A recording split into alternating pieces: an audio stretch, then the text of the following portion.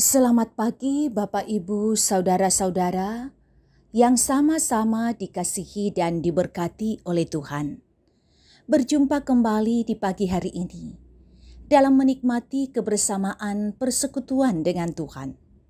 Dan kita percaya bahwa pertolongan kita adalah dari Tuhan, pencipta langit dan bumi. Kasih karunia dan damai sejahtera Allah menyertai kamu sekalian. Amin. Kita akan membaca bahagian firman Tuhan menurut Renungan Harian Toraya, edisi Sabtu 4 September 2021, yang terambil dari 1 Timotius pasal 4 ayat 1 sampai 10. Mari kita satu di dalam doa. Kita berdoa. Mulialah Engkau ya Allah Bapa di sorga, yang menyatakan penyertaan kepada kami, yang menyatakan firman kepada kami, untuk kami dengarkan, untuk kami pedomani dalam menjalani hidup karunia Tuhan. Hati kami telah kami bukakan, bersabdalah Tuhan, umat-Mu telah sedia mendengarkan firman-Mu. Dalam Kristus Yesus kami berdoa. Amin. 1 Timotius pasal 4 ayat 1 sampai 10. Tugas Timotius dalam menghadapi pengajar sesat. Tetapi Roh dengan tegas mengatakan bahwa di waktu-waktu kemudian ada orang yang akan murtad, lalu mengikuti roh-roh penyesat dan ajaran setan-setan, oleh tipu daya pendusta-pendusta yang hati nuraninya memakai cap mereka. Mereka itu melarang orang kawin, melarang orang makan makanan yang diciptakan Allah, supaya dengan pengucapan syukur dimakan oleh orang yang percaya dan yang telah mengenal kebenaran. Karena semua yang diciptakan Allah itu baik, dan suatu pun tidak ada yang haram, jika diterima dengan ucapan syukur. Sebab semuanya itu dikuduskan oleh firman Allah dan oleh doa. Dengan selalu mengingat hal-hal itu kepada saudara-saudara kita, supaya engkau menjadi seorang pelayan Kristus yang baik, terdidik dalam soal-soal pokok iman kita dan dalam ajaran sehat yang telah kau ikuti selama ini. Tetapi jauhilah tahayul dan dongeng nenek-nenek tua. Latihlah dirimu beribadah. Latihan badani terbatas gunanya, tetapi ibadah itu berguna dalam segala hal, karena mengandung janji, baik untuk hidup ini maupun untuk hidup yang akan datang.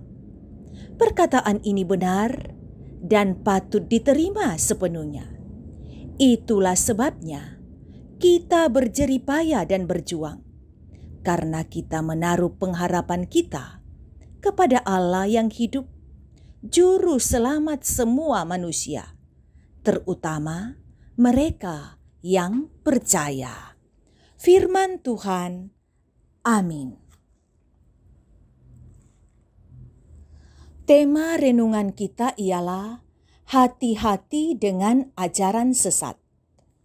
Saudara, dalam menjalani kehidupan beriman, tidak sedikit warga jemaat yang akhirnya terpengaruh dengan berbagai ajaran-ajaran yang disampaikan oleh sejumlah orang yang datang kepadanya.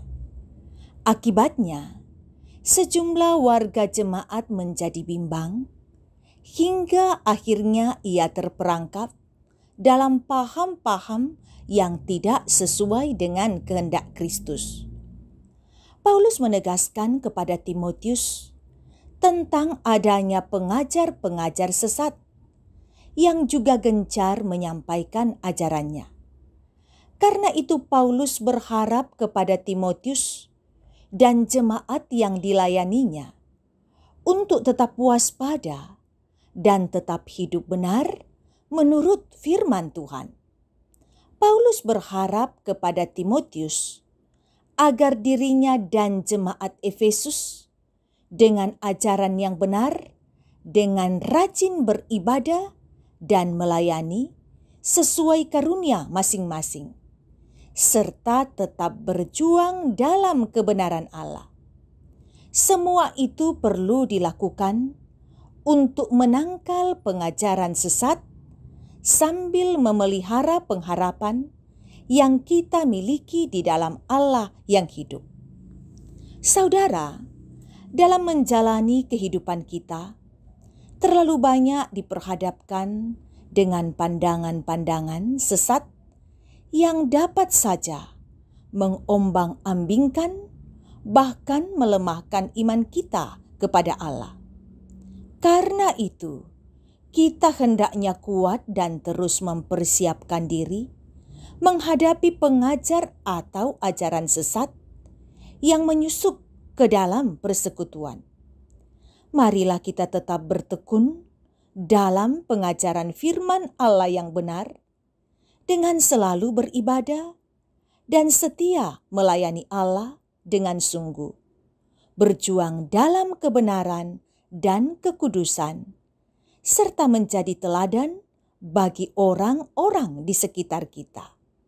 Tetaplah waspada dalam kehidupan dan jangan disesatkan dengan ajaran-ajaran yang menyesatkan. Amin.